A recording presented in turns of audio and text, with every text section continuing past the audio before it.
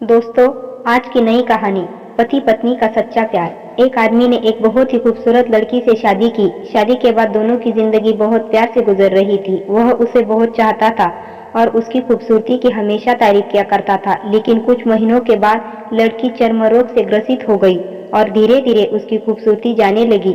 खुद को इस तरह देख उसके मन में डर समाने लगा कि यदि वह बदसूरत हो गई तो उसका पति उससे नफरत करने लगेगा और वह उसकी नफरत बर्दाश्त नहीं कर पाएगी। इस बीच एक दिन पति को किसी काम से शहर से बाहर जाना पड़ा।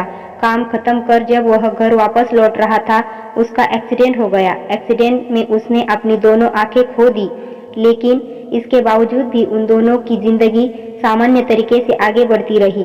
समय गुजरता रहा और अपने चर्म रोग के कारण लड़की ने अपनी खूबसूरती पूरी तरह गंवा दी। वह बदसूरत हो गई, लेकिन अंधे पति को इस बारे में कुछ भी पता नहीं था, इसीलिए इसका उसके खुशहाल वैवाहिक जीवन पर कोई प्रभाव नहीं पड़ा। वह उसे उसी तरह प्यार करता रहा।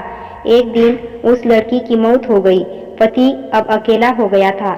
वह बहुत दुखी था। वह उस शहर को छोड़कर जाना चाहता था। उसने अंतिम संस्कार की सारी क्रिया विधि पूर्ण की और शहर छोड़कर जाने लगा। तभी एक आदमी ने पीछे से उसे पुकारा और पास आकर कहा, अब तुम बिना सहारे के अकेले कैसे चल पाओगे? इतने साल तो तुम्हारी पत्नी तुम्हारी मदद किया करती थी। पति ने जवाब दिया, दोस्त, मैं अंधा नहीं हूँ।